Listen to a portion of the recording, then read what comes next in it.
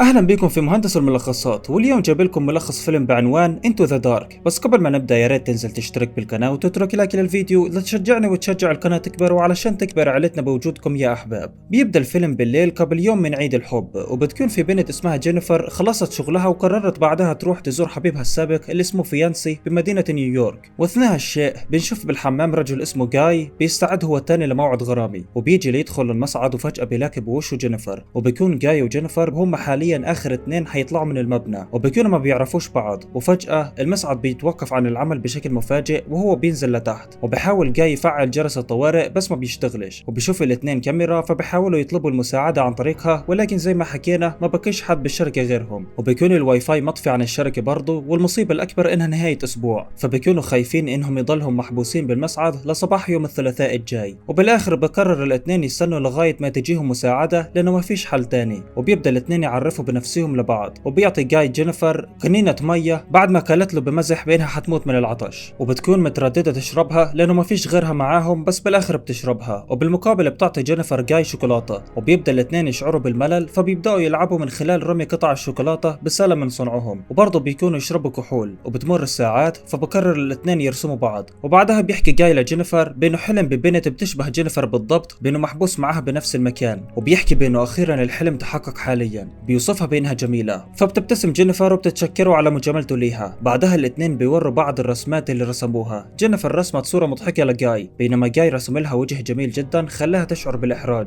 وفجأة بيقول جاي لجينيفر بأنه عاوز يبوسها، فبتخليه يبوسها، بس الوضع بيحمى أكتر بينهم والاثنين بيعملوا تشوك تشوك وبعد شوية بتقول جينيفر لجاي بأنه اللي صار بينهم كان حادث عرضي، وبأنه لا يدل على أي شيء تاني، لا على حب ولا على غيره، لأنها مرتبطة. وبعد سماع هالشيء بيشعر جاي بالإحباط لأنه جينيفر رفضته، فبقرر يكشف لجينيفر السر اللي مخبيه، وهو انه اسمه الحقيقي مش جاي، وبانه هو اللي سبب تعطل المصعد علشان ينحبس مع جينيفر، وبانه كان يلاحق جينيفر اثناء عمله كحارس لمبنى الشركه، وبانه بالاخر استسلم للامر الواقع بانه ما بيقدرش يفوز بحب جينيفر، وبيكون معاه مفتاح المصعد اللي كفلوا بيه. فبتعصب جينيفر وبتحكي له كل هالوقت معاك المفتاح وما بتعويش، انا حشتكي عليك للمحكمه. فبعصب جاي وبيطفي المصعد تماما، وبتركض جينيفر لترجع تشغيل المصعد بس بتسكر المفتاح عن طريق الخطا، وبهيك هم صاروا عن جد محبوسين جوا. وبتعصب جينيفر اكثر وبتضرب جاي بحذائها حتى نزول دماؤه، ولكنه بيفتح عيونه فجأة وبيسحب راس جينيفر وبيخبطه بالأرض مما يتسبب بفقدان وعيها. وبعد شوية ساعات بتصحى جينيفر، وبيكون جاي يطلع على السقف وبيدرك بينه بيقدر يحرك السقف، وبتحاول جينيفر تقنعه انه يساعدها تطلع معه، وبانه بالمقابل مش حتتصل بالشرطة، فبوافق جاي. ولما يطلعها فوق السقف بترفع له اصبعها الوسط وبتروح، ان كيدهن عظيم. وبعد فترة بيعمل جاي حبل من خلال ملابسه وبيثبتها بالسقف، وبيقدر يطلع على سقف المصعد. وبشوف جينيفر بتتسلق فوقه فبيسحبها، والاثنين بيوقعوا داخل المصعد مرة تانية وبيفقدوا الوعي. وبتستعيد جينيفر وعيها اولا، وبتلاحظ وجود انبوب مياه بنقة مية، وبتحرق جينيفر الاوراق اللي كانت بشنطتها لاعلام مركز الطوارئ بوجود حريق. وفجأة بيصحى جاي، فجينيفر بتركه له بوشه وبتربطه، وبتهدده بانها حتحرقه بالولاعة لو ما اعترفش باسمه الحقيقي وبجرائمه. فبيحكي لها بانه اسمه الحقيقي هو جون بيكونز، وبانه كان دهان ناجح بالماضي، ولكنه بمرة من المرات كان سكران وهو يسوق سيارته، فصدم امرأة بسيارته عن طريق الخطأ وقتلها، وبانه دخل السجن وطلع بعد 6 اشهر، وبانه ما قدرش يلقى شغل منيح بعدها. وبهيك قرر انه يخطط لحادثة هذا المصعد لانه عاوز يجرب حياته الماضية. فبتعيط جينيفر بعد ما سمعت قصته الحزينة. وبيوم الاثنين الصبح بيجي حارس بناية تاني اسمه ايدي لياخذ حبيبته لنفس المبنى اللي محبوسين فيه جينيفر وجون، وبيحاول يتواصل مع جون ولكنه ما بردش عليه لانه جواله ما فيهوش بطارية. فبيستعمل ايدي ميكروفون الطوارئ المركب بسقف المبنى ليتواصلوا مع جون، وبيطمنهم ايدي بانه حيطلعهم. وبتكون جينيفر تستنى بايدي ليطلعهم، بينما جون بيكون يفك بايده، وبيقدر ايدي يحدد مكانهم ويوصلهم، بس باب المصعد بيعلق بالنص. وفجأة بيسحب جون جينيفر لورا، وبيرمي ايدي مفتاح مصعد تاني لجون ليقدر يطلع هو وجينيفر. وبيحكي جون بانه المفتاح مش راضي يشغل المصعد وبانه بحاجة لمساعدة ايدي. وبمجرد ما يدخل ايدي نصف جسمه للمصعد، جون المجرم بيشغل المصعد وبخلي جسم ايدي ينقسم لنصين، وبتصرخ جينيفر بالرعب، فجون بيضربها وبيفقدها وعيها. وبيمسك جون جينيفر لموقف السيارات وبيحطها بطبون سيارته، وبيرجع جون للشركة وبيحذف تسجيلات الكاميرات، وبعدها بيقتل حبيبة ايدي، وبيتوجه مباشرة لمنطقة معزولة وبيجهز حاوية بالكاز ليحرق جينيفر. وبيفتكر جون انه جينيفر ميتة، بس لما يلف وشه جينيفر بتضربه على راسه بعلبة البنزين، وبتركب السيارة وبترجع ريفيرس على الاخر وبتقتل جون اللي وقع جوا الحاوية اللي فيها الكاز. وبتولع جينيفر سيجارة وبترميها بالحاوية وبتحرق جثة جون مع ابتسامة شيطانية. ومرة تانية ان كيدهن عظيم. ولهنا بيخلص ملخص فيلم انتو ذا دارك. اشترك بالقناة القناة يا صديقي، فعل زر الجرس، اترك لايك للفيديو لتدعم نمو القناة واستمرارها، وإذا كان عندك فيلم حابب نلخصه فاتركه تحت بالتعليقات، واشوفكم على خير بالملخصات الجاية. كان معكم عرسان من قناة مهندس الملخصات.